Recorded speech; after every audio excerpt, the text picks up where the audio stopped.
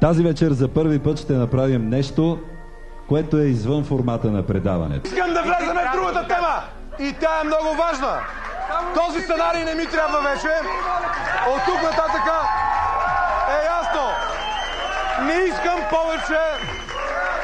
Не искам никой да говори в България повече, че моите хора не са интелигентни, не са будни и не са добри българи. Следваща тема! На хората постоянно от някакви места, някакви хора им говорят как техния глас няма смисъл. Когато дойдат изборите, изведнъж за един момент всеки излиза и казва: гласувайте, защото това, което вие кажете, е това, което ще се случи. Обаче през останалото време на всеки му се казва: идват автобусите, Ахмед. Точно това е проблема. Точно това е проблема. Точно това е проблема. Хората не осъзнават, че има Точно за това се говориме. Просто има един начин. Когато видиш автобусите, ставаш и отиваш гласуваш за която и да е българска партия. Да, хората просто гласуват. Необходимо е да се участва на избори. Необходимо е да се участва на избори. Необходимо е. Да, продължавай. Прекъснахте, извинявай. Реплика имам кратка реплика. Въпросът да отидеш Нека да започне. Но хората, за съжаление, в последно време и в медиите, и въпреки че всички медии ги обвиняват, че говорят само за Доган и дават предимство на Доган, всъщност те постоянно повтарят как неговите хора идват да гласуват. И по този начин, това е факт, но по този начин те допълнително обезкуражават хората. Напротив, точно обратното е. Напротив, хората трябва най-накрая да осъзнаят сами, че именно от техния глас зависи. Именно от техния глас зависи дали гласа на хората на Доган или гласа на купените цигари ще има значение. Точно така. Петър продължава. За да го кажете, а не гласувайте, за да не го кажат турците. Гласувай, за да го кажеш ти самия, а не защото някой друг иначе ще го каже. Тук става въпрос за изграждане на хора с гражданска позиция. Има ли ги? Няма ги. Кой трябва да ги направи? Държавата трябва да ги направи. Да, защото когато в една държава започне, наистина има уважение към гражданското общество, вземе се под внимание факта, че има нужда от гражданско образование, тогава ще спре тази агитация точно преди изборите, само партиите да излизат, да казват своите обещания и да приключват. Това е демагогия. И още не, за съжаление, навсякъде всичко се прави преди изборите. Да. На някои места Бисмарк го каза: лъжи се най-много по време на ловна война и на избори. Абсолютно. И рибата е все такова око.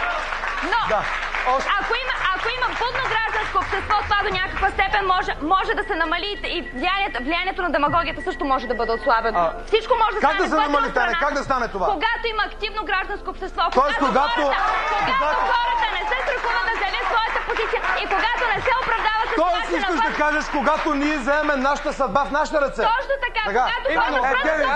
За да накараш хората да вземат съдбата в техните ръце, ти трябва да им кажеш: ти си човека, който може да гласува, отиди и го направи заради себе си. А не ти си човека, който може да гласува, отиди и го направи на пук. Значи 100% ти няма да... Ние трябва да се пазим от хората, които ни прецакват по този начин, по някакъв начин, но не за да го върнем на тях. 100% ти няма да промениш начина на мислене на хората на 60, 70, 50 години. Само че когато хванеш хората от 16 годишни, дадеш възможност да гласуват, ти им покажеш, че бъдещето на тази страна в техни ръце, че те решават, покажеш им, че те са значими тук. Точно това е идеята. Хората да научиш младия човек да гласува, да покаже своето мнение. Това е нещо важно. Много хора са готови да гласуват. Това е смисъл на демокрацията. Абсолютно съм съгласен. Може да не е правилно, може да не е обосновано, но хората много хора имат мнение и са готови да гласуват. Абсолютно съм съгласен с теб. Така че в този вариант наистина гласуването на 16 ще бъде много полезно. Положително. Това всъщност го казваме ние, моите хора. Таня! Така е. Продължавай! Точно така.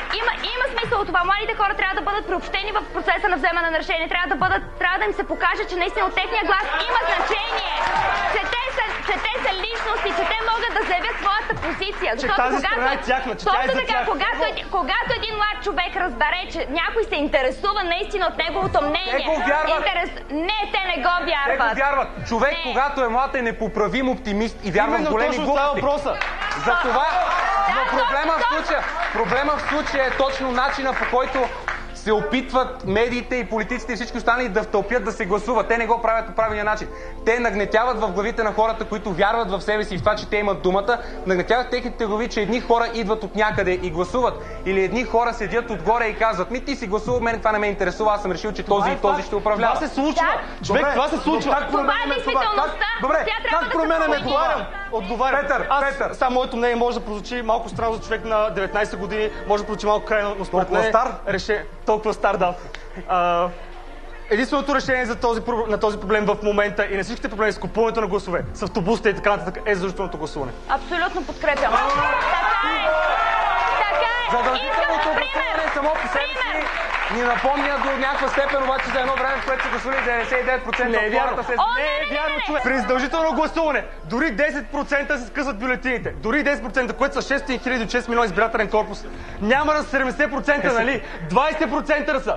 Да, но хората, които в момента не гласуват. Тогава директно купените гласове и гласовете от Турция отпадат. Вече няма значение.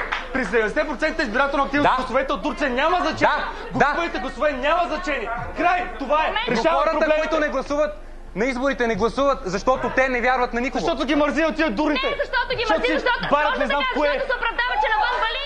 Те решават, че защото навън вали, че времето не е ни знак, заради това няма да изнасят. Защото никой не може да излезе на телевизора и това, което каже, да ги убеди, че дори навън да вали, не е проблем те да си отворят чедъра и да стигнат до близкото училище.